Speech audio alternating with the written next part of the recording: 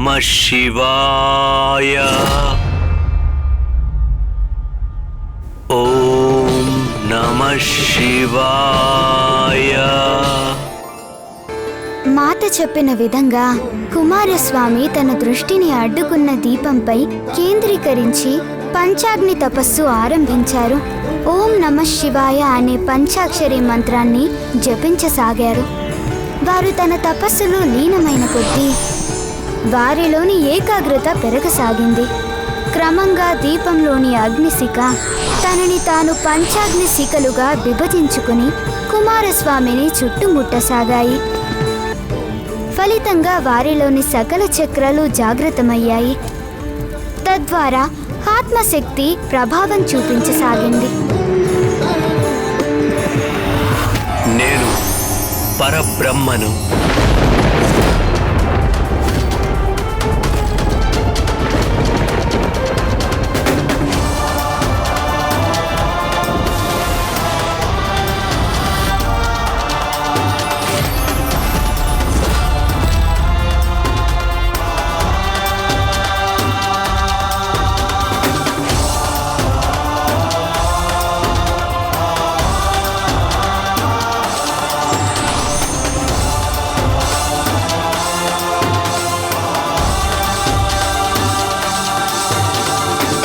పుత్ర, ఇప్పుడు నీకు నీలోని సహజ దివ్యత్వం అవగతమైంది.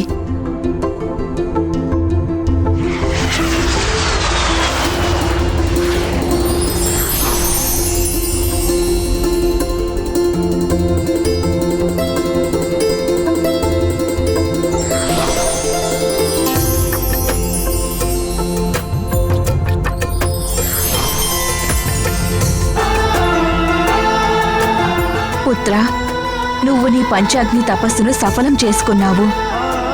నీలోని సకల చక్రాలు జాగృతం కావడం వల్ల మాలో ఎవరి శక్తులనైనా స్వీకరించగల సామర్థ్యాన్ని పొందావు నువ్వు. ఇప్పుడు నేను నా శక్తుల ప్రయోగంతో పాటు వాటిని వినియోగించే విధి విధానాలను తెలియజేస్తాను. ధన్యోస్మి మాత. కుమార కార్తికేయ, నేను నా వజ్రాయుధాన్ని ప్రసాదించబోతున్నాను.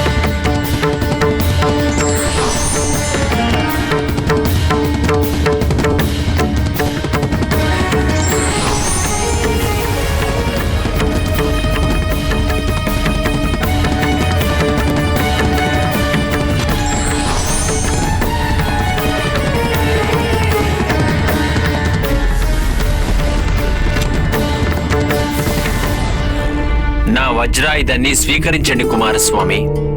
దానికి మీరెప్పుడు ఆవాహన పలికినా అది మీకు సహకరించగలదు. నేను మీ యొక్క వజ్రాయుధాన్ని స్వీకరిస్తున్నాను దేవరాజేంద్ర.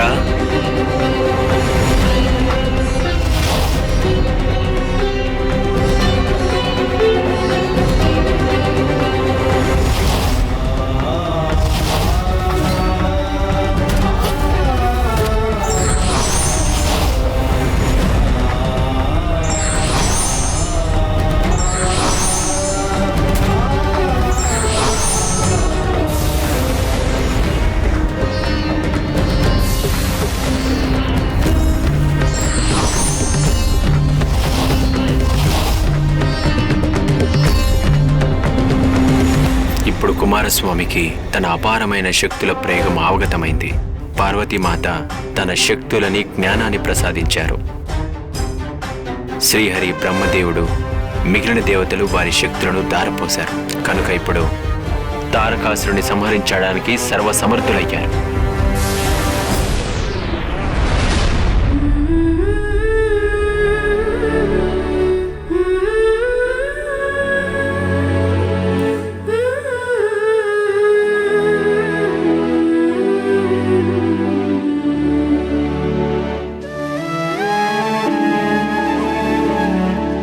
పుత్ర కార్తికేయ, ధన్యోస్మి మాత.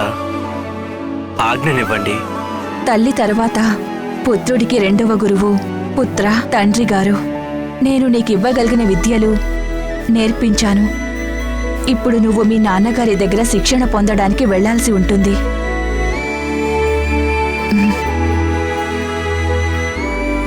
కుమారస్వామిని ఇప్పుడు కూడా యుద్ధానికి పంపకపోతే ఎలా?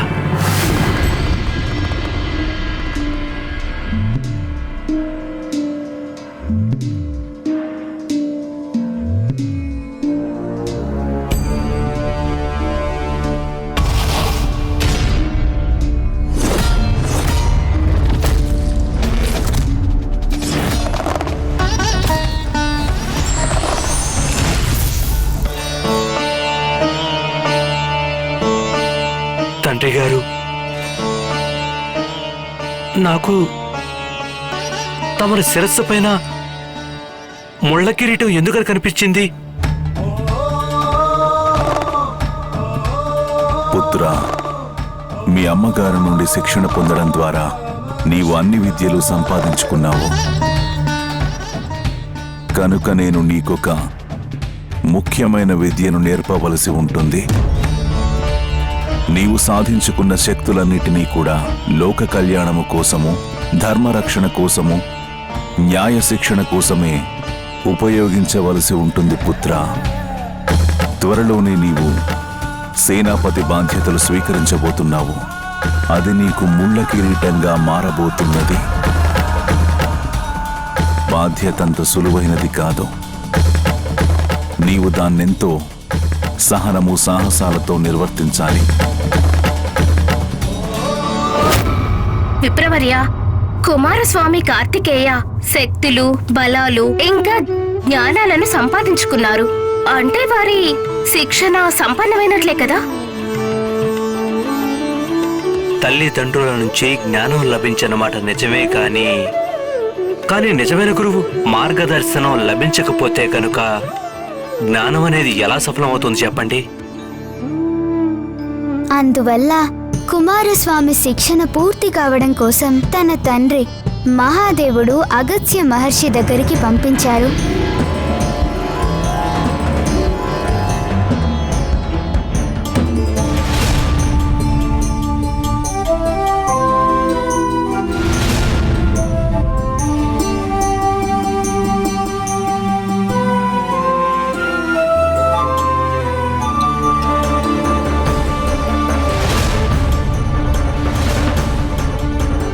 అగస్త్య మహర్షి తపోబలంలో మాత్రమే కాదు, యుద్ధ విద్యలో కూడా ఆరితేరినవారు.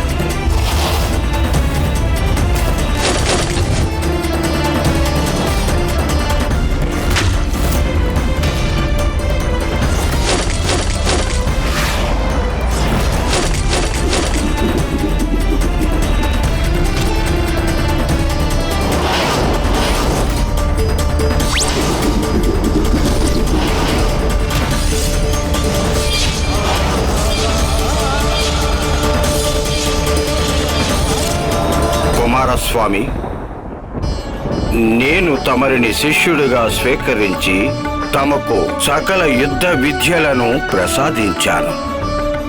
తమరు పరిపూర్ణంగా సుశిక్షితులయ్యారు. కనుక తమరు ఇక్కడ నుండి బయలుదేరడానికి అనుమతిస్తున్నాను. ఈ విధంగా పార్వతీమాత, మహాదేవుడు, గురుదేవులు అగస్త్య మహర్షుల వద్ద విద్యాభ్యాసం పూర్తి చేసిన కుమారస్వామి పదవిని అధిష్ఠించటానికి అన్ని అర్హతలని సాధించారు. మహాదేవ పుత్రుడు, పార్వతీ సుతుడు కుమారస్వామి దేవసేనాపతి పదవి అలంకరించడానికి గాను వారి అభిషేకానికి ఇదే శుభారంభ మహోత్సవం.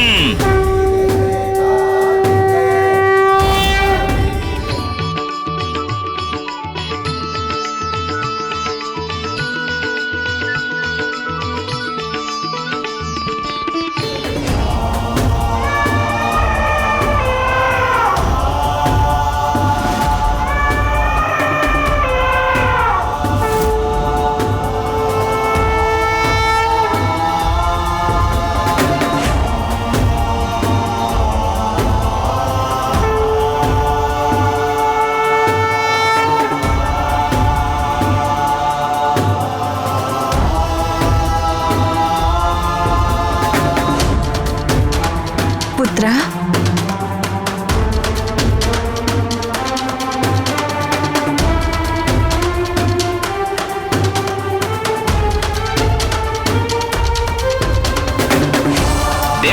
దేవసేనాపతి కుమారస్వామికి జై!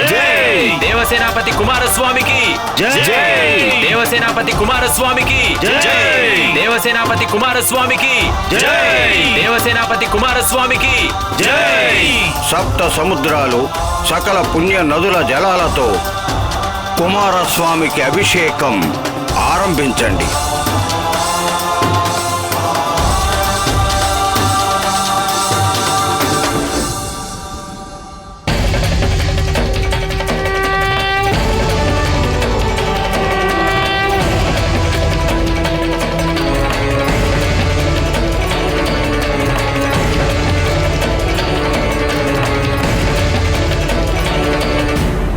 ఆయుష్మాన్ భవ పుత్ర.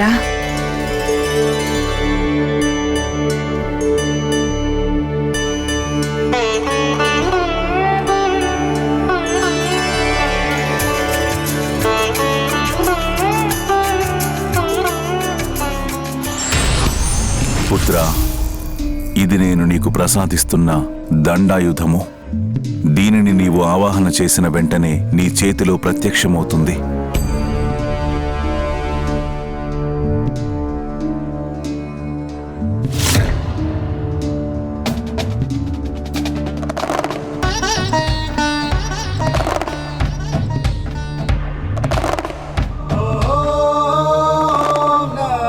ధన్యోస్మి తండ్రి గారు.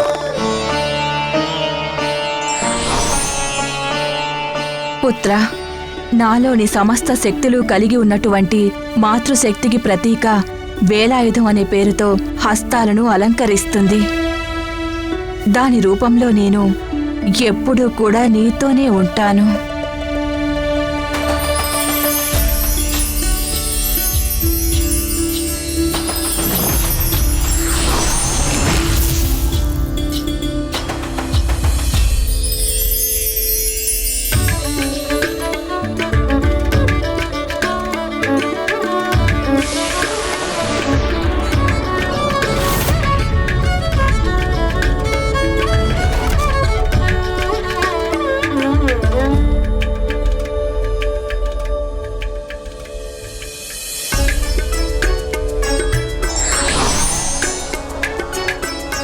పుత్ర,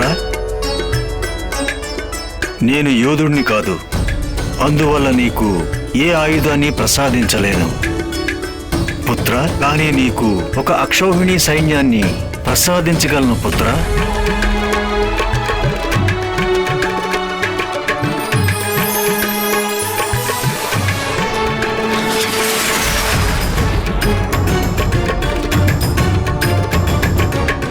దేవసేనాపతి కుమారస్వామికి జై! దేవసేనాపతి కుమారస్వామికి జై!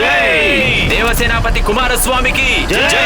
దేవసేనాపతి కుమారస్వామికి జై! దేవసేనాపతి కుమారస్వామికి జై! దేవసేనాపతి కుమారస్వామికి జై! దేవసేనాపతి కుమారస్వామికి జై! కుమారస్వామి పెరిగి పెద్దై దేవసేనాపతి పదవిని అధిష్ఠించాడన్నమాట.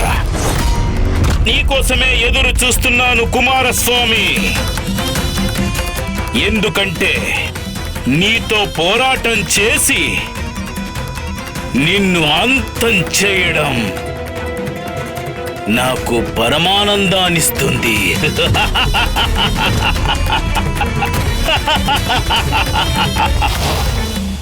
ఈ విధంగా మహాదేవుడి పుత్రుడైన పార్వతీనందనుడు కుమారస్వామి దేవసేనాపతి పదవిని అలంకరించారు. అంటే తనకి తారకాసురుణ్ణి సంహరించడం బాల్యకిరీడలా సులభమై ఉంటుంది కదూ.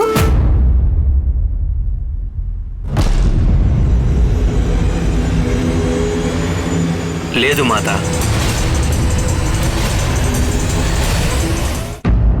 తారకాసురుడు ముల్లోకాలను జయించిన మహాశక్తి సంపన్నుడు. ఆ అసురుణ్ణి అంతం చేయటం అంత సులభమైన విషయం కాదు.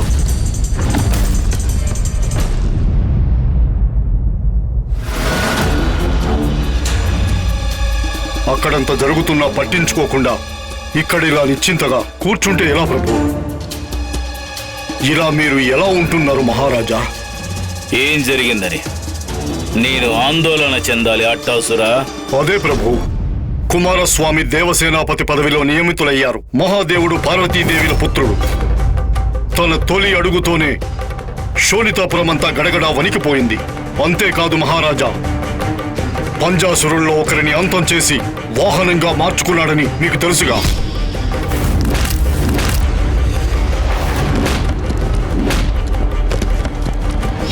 నా మాట వినండి మహారాజా, సమయం మించిపోలేదు. మీరు జాగ్రత్త పడండి.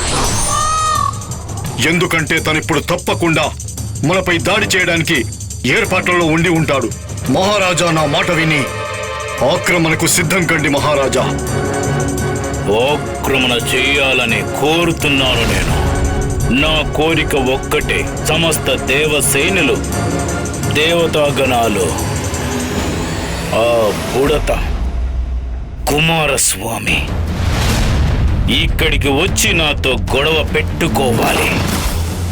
అప్పుడు నేను మన మాయానగరమైన శోణితాపురంలో నా మాయాజాలంలో పడేసి మన శత్రువులందరినీ కలిసికట్టుగా బంధిస్తాను.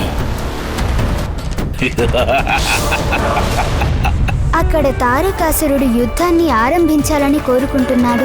దేవసేనాపతి కుమారస్వామితో కలిసి సకల దేవతలని, దేవ సైన్యాలని శోణితాపురం రప్పించాలని భావిస్తుంటే ఇక్కడ దేవగణాలు, సకల సభాసదులు చర్చలు జరుపుతున్నారు. ఏం చర్చిస్తున్నారు? యుద్ధం కోసం తగిన వ్యూహాలు పన్నడం గురించా? కాదు మాత, యుద్ధం కాదు. నా ఉద్దేశం ప్రకారం మనం తారకాసురుడిపై ఏమాత్రం ఆలస్యం చేయకుండా దాడి చేయడం మంచిది. దేవసేనాపతి, దేవేంద్రుడు వెనువెంటనే యుద్ధం చేయాలంటున్నారు. ఇప్పుడు నిర్ణయించాల్సింది మీరే. ఈ విషయంలో మీ అభిప్రాయం ఏంటి?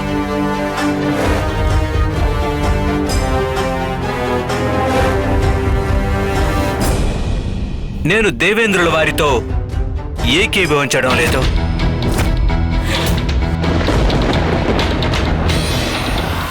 వ్యతిరేకిస్తున్నందుకు నన్ను మన్నించని దేవేంద్ర, కానీ యుద్ధం అంటే బాల్య క్రీడలు కాదు. యుద్ధంలో విజయం ఎవరిని వరించినప్పటికీ దాని ఫలితంగా లెక్కలేనంత మంది ప్రాణాలను కోల్పోతారు. ఏ యుద్ధాన్ని సూచించినా దాని వెనక ఏదో ఒక రాజుగారి పట్టుదల, అహంకారాలు మాత్రమే ఉంటాయి. ఒక్కడి పట్టుదల కోసం అసంఖ్యాకమైన సైనికులను అంతం చేయడం ఏమాత్రం ధర్మం కాదు.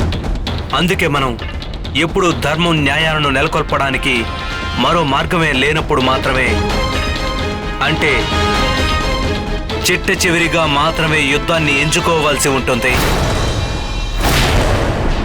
నా ఉద్దేశం ప్రకారం యుద్ధానికంటే ముందు ఒక దూతను పంపించడం మంచిదనిపిస్తుంది. ఒక శాంతి ప్రస్తావన పత్రంతో. అక్కడికి పంపించే దూత శాంతి స్వరూపుడు, అలాగే సౌమ్యుడు కూడా అయ్యుండాలి. వారిని చూసి తారకాసురుడు ఆగ్రహం చెందకూడదు. కుమారస్వామి, తమరు ఆరంభించండి. త్రిమూర్తులకు ప్రణామాలు. నాకు మా సమస్త గంధర్వులకు దేవదూతగా వెళ్లే అవకాశం లభించడం మా అదృష్టం. ఆజ్ఞాపించండి కుమారస్వామి.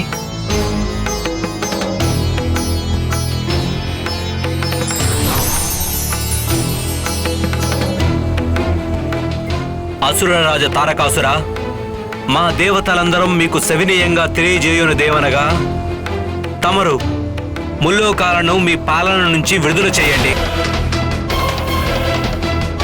మా సంధి ప్రస్తావన ఏమిటంటే, శోణితాపురం మీ ఆధీనంలోనే ఉంటుంది. కానీ మీరు దేవతల కార్యకలాపాలు, యజ్ఞ యాగాదులకు ఆటంకం కలిగించకూడదు. స్వర్గంపై మరల దేవేంద్రుల వారి పాలన యథావిధిగా కొనసాగాలి. వారు తమరి ఆధీనంలో ఉండరు. స్వర్గం నుండి మీ సైన్యగణాలను ఉపసంహరించుకోవాలి. సకల దేవతలకు వారి వారి లోకాలపై ఆధిపత్యం లభించాలి.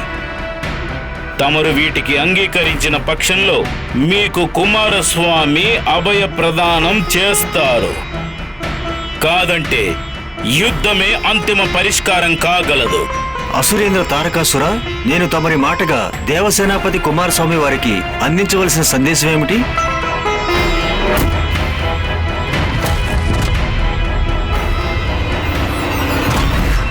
మీ దేవసేనాపతి కుమారస్వామి నాకు మరో అవకాశం ఎక్కడిచ్చారు. అయితే వెళ్ళు, వెళ్ళాక అక్కడ మీ దేవసేనాపతికి నేను చెప్పానని చెప్పు. అది మేము కూడా తన కోసం ఒక సందేశం పంపామని చెప్పు.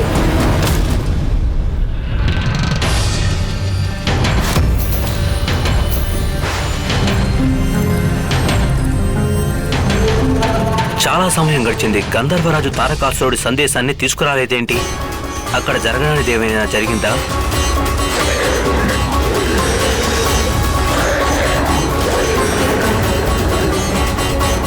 ఇదేదో అసురుల పక్షిలాగా అనిపిస్తుంది. దాని కాలి వేళ్లతో ఏదో తీసుకొస్తుంది.